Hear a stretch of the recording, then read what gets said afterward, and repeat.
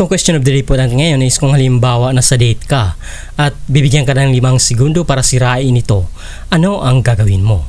At yan po ang ating bibigyan kasagutan at kung baga mag-react din tayo sa mga iba't ibang kasagutan ng mga iba't ibang tao sa mundo. Okay?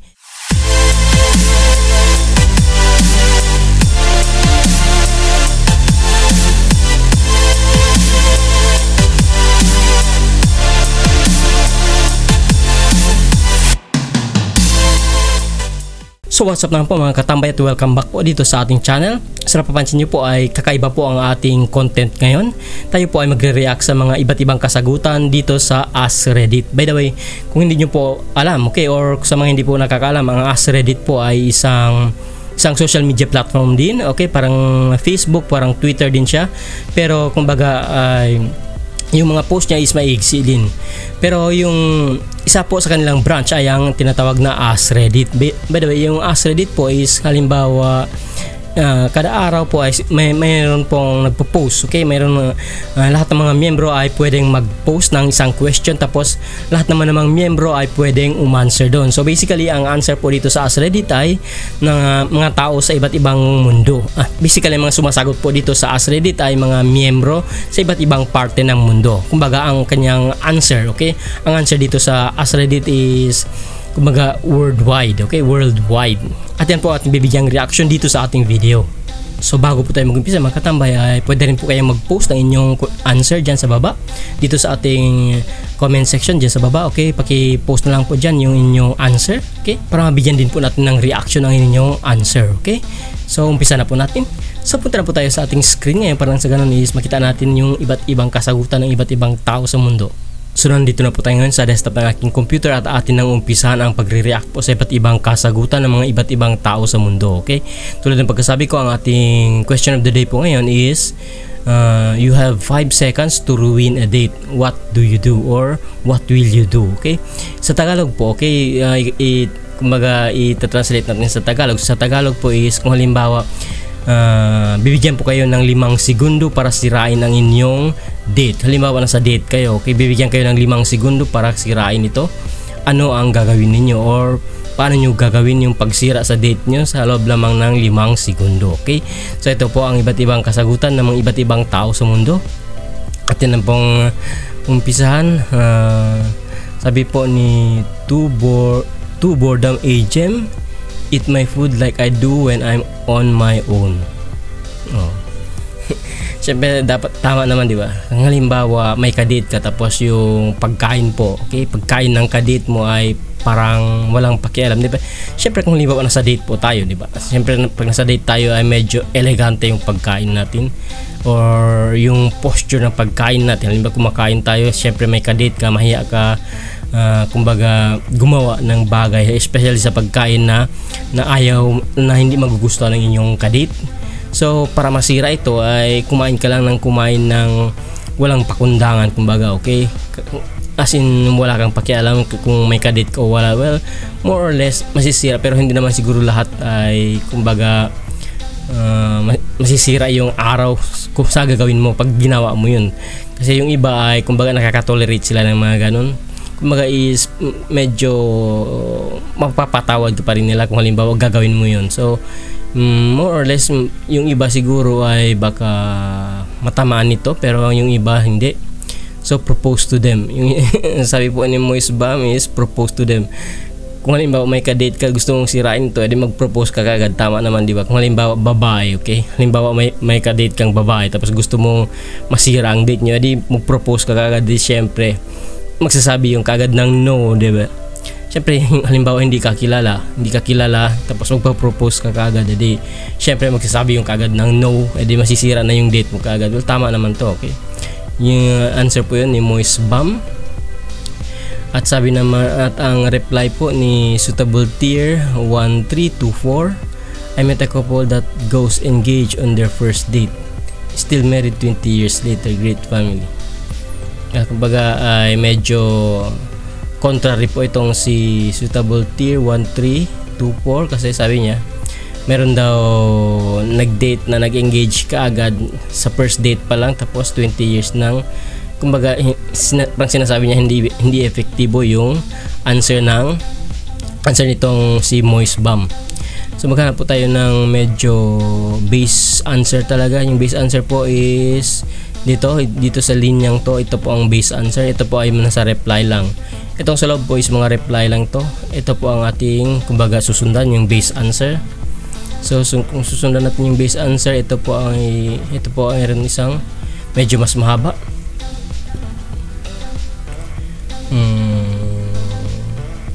My sister told me about a quiet pub date she had with guy recently who bought himself 2 packs of pork scratchings. He opened both bags and separated them by most crunchy to least crunchy, and then would pick 2 up at a time and ask her which one he should eat next. He did this for the whole date.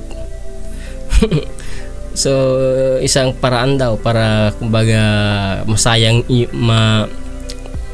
ma-damage mo yung date mo in just 5 seconds is sa pamamagitan ng yung sister niya daw is nasubukan na bumili ng parang siguro itong pork scratching. Hindi ko alam kung anong pork scratching, siguro parang pagkain to, okay?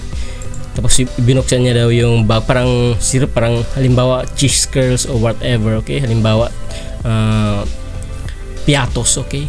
So parang binuksan niya yung piatos, tapos binibilang nila yung sinaseparate niya yung crunchy to crunchies, okay? So kumaga para mabore lang yung kanyang kadit. So yun po ang ginagawa niya, yung ginawa ng kanyang sister. At ang answer naman po ni Dear Princess, ay, so how much did you say you earned, okay? So ibig sabihin kung halimbawa babae kaya di tanungin mo kagad yung date mo or yung kadate mo, okay? Kung halimbawa babae kaya di tanungin mo kagad yung kadate mo na, so how much did you say you earn? Oh, di ba?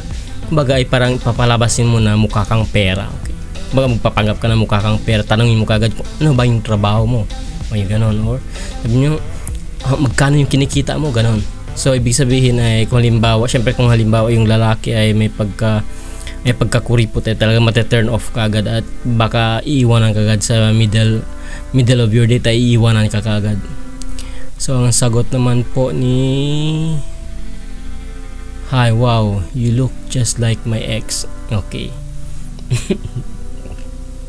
Ang ganito daw ang sabi na ni Farwar87. Sabi po ni Farwar, ang answer po ni Farwar87 is hi, wow, you look just like my ex. Sasabihin mo daw, ito daw yung kumbaga ang catching line. Kung halimbawa gusto mong masira kagad yung date mo, edi sabihin mo, wow, you look just like my ex. Sabihin mo, magkamukha man kayo ng ex ko, ganun. Kamukha kayo ng ex ko. O, di ba? Di mati-turn off kagad yung babae, syempre. Aalis kagad. So ngayon, ang answer naman po ni Professional Hall 8, your mouth looks just big enough. Okay. Medyo may pagkabastos itong answer ni Professional Hall 8. Kaya ang sabi niya, sabi mo daw kaagad that your mouth looks just big enough. Sabi niya, tamang-tama na yung laki ng bibig mo. Well, may pagka-sexual may pagka-sexual expression itong expression ni Professional Hall 8. Your mouth just look ano daw? Your mouth looks just big enough. Tama nga, may pagka-sexual connotation ngayon, okay? So halimbawa sabihin mo yung babae, sabihan mo ng babae ng gano'n, talaga mati-turn off ka agad, baka sampalin ka pa. More or less, baka sampalin ka. Okay, at ang answer naman po ni the local legend, tell them I've played 7,000 hours of Dota. Okay, medyo gamer po itong si the local legend. Sabihin mo lang na tell them I've played 7,000 hours of Dota. Ibig sabihin is palalabasin mo lang na kumbaga isa kang gamer na wala kang alam kundi mag-play lang ng Dota, okay? Hindi syempre mataturn off kung halimbawa yung kadate mo ay medyo saucy or halimbawa medyo elegante yung kadate mo, di talagang mataturn off kagad pag sinabi mong gamer ka, di ba? So ang sabi naman po ni The Bell Snickel 1991, live. Okay, napakasimple lang po yung answer niya, leave. Edi syempre kung halimbawa gusto mong sirain yung date mo, edi umalis ka na lang. Diba? Napakasimple po itong answer niya, pero direct to the point. Syempre kung halimbawa gusto mong sirain yung date mo, edi umalis ka na lang, di ba? Tama nga naman yun. So ang answer naman po ni Lydia again. If you're looking for ideas, one time a guy leaned over and deeply smelled a lock of my hair within the first couple of minutes of our meeting for the first time. I made up an excuse and left. So kung halimbawa babae ka, di sabihin mo lang madumi yung buhok mo, or may something sa buhok mo, or mabaho yung buhok mo, kaya ka pwede kang humingi ng excuse para kumbaga maka-escape ka lang sa date na yun. Okay, yun po ang sabi ni Lydia again. At ang sabi naman po ni, maghanap tayo ng base comment. Hindi natin babasahin itong mga reply kasi napakarami po ng mga reply nila. Okay, yung base comment lang yung babasahin natin dito po sa base talaga, yung sa base answer. Yan po ang ating i-react kumbaga. Okay, so ang sabi po ni Sexy Kenobi, okay, Sexy Kenobi, bring my friend and expect my date to treat me. Oh, yun. So far sa based on experience din po, okay, na-experience ko rin po itong pangyayaring to, okay. Sabi ni Sexy Kenobi, bring my friend and expect my date to treat them. Well, tama na nga naman, nakaka-turn off talaga kung halimbawa may ka-date ka, di ba? Halimbawa may ka-date ka, example, makikipag-eyeball ka sa textmate mo, tapos dadalhin niya yung kaibigan niya, tapos mga tatlo sila, di ba? Hindi, nakaka-turn off din talaga yung halimbawa tatlo sila, tapos nagpapalibre sila lahat. Siyempre kung halimbawa may ka-date ka, tapos papakainin mo yung ka-date mo, tapos yung mga kaibigan niya hindi mo na mapapakainin, edi natatakot ka na ma-turn off sa'yo, di ba? So nakaka-turn off talaga kung halimbawa may friend siya kasama, di ba? So kumbaga isa po ito sa pinaka-effective din na kumbaga way para makaalis ka sa date mo. Siguro dalhin mo na lang yung kaibigan kung halimbawa babae ka, edi dalhin mo yung kaibigan mo, tapos i-text mo kung nabobore ka na or ayaw mo yung ka-date mo, edi text mo lang yung kaibigan mo, puntahin mo dun sa date mo, di ba? Para kumbaga mangkuan sila, para maharas yung, or kumbaga ano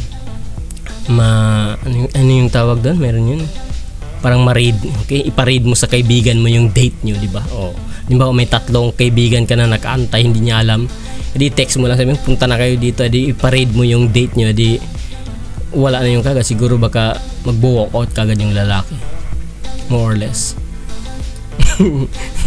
Ang sabi po ni your turn ay shit my pants. Okay, shit my pants, napakasimple lang, epektibo nga naman yun. Halimbawa, syempre kung if you shit your pants, edi may excuse ka nang umalis, di ba? At ang sabi naman po ni Thermal Bay, say I love you please, marry me, I'm not kidding. Well, itong answer niya po is parehas din sa isa. Yung sabi ng isa is yung sa unahan na kanina na in-answer is mag-propose ka daw kaagad. Ito naman sabi ni Thermal Bay is say I love you please, marry me, I'm not kidding. Okay, kung halimbawa parehas din to sa answer ng isa na mag-propose ka kaagad, siyempre mata-turn off kaagad yung babae, di ba? Sino ba nang hindi mata-turn off kung halimbawa first date ninyo, tapos magpo-propose ka kaagad na marry me or whatever, o sabi mo kaagad I love you, di ba? Hindi mata-turn off yung kaagad. So kung napaka-epektibo rin to kung gusto nyong subukan. At ang sabi naman po ni Horrifying Truths, so what's your opinion on STD? Okay, medyo epektibo po, medyo ito po ang kumbaga ay medyo powerful sa lahat. Kumbaga sa lahat po ng ating nabasa ngayon, kumbaga ay ito po yung medyo napaka-powerful. Kung halimbawa sabihin mo sa babae, halimbawa babae ka, okay, sabihin mo naman sa lalaki, so what's your opinion on STD? Hindi, parang pinapahiwatid mo na may STD ka. Kasi siguro kung kahit babae ka or lalaki ka, pag sinabi mo to sa kadate mo, talagang matatakot, di ba? So di ba hindi matatakot kung halimbawa yung kadate mo ay may STD, di ba? Kapag sinabi mo, so what's your opinion on STD, di ba iisipin niya kagad na may STD ka. So mata-turn off yung kagad at aalis, or baka aalis, or siguro baka hindi ka na i-date ulit. Kasi syempre kung halimbawa alam mong may STD siya, di makikipag-date ka ba sa kanya? Pero syempre, kumbaga excuse lang yun para makaalis ka sa date mo. Di sabihin mo, itanong mo lang to, so what's your opinion on STD? O, di ba? Syempre maiisip niya kagad na baka may STD tong kadate ko, o di mati-turn off yung kagad. So ang sagot naman po ni Invino Versitavich.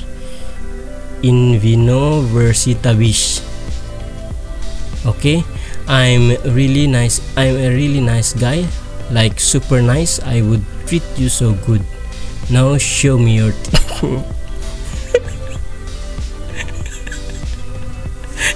ang sabi ni hindi ko pa alam kung hindi ko mabasa masyado yung pangalan niya. Sabi niya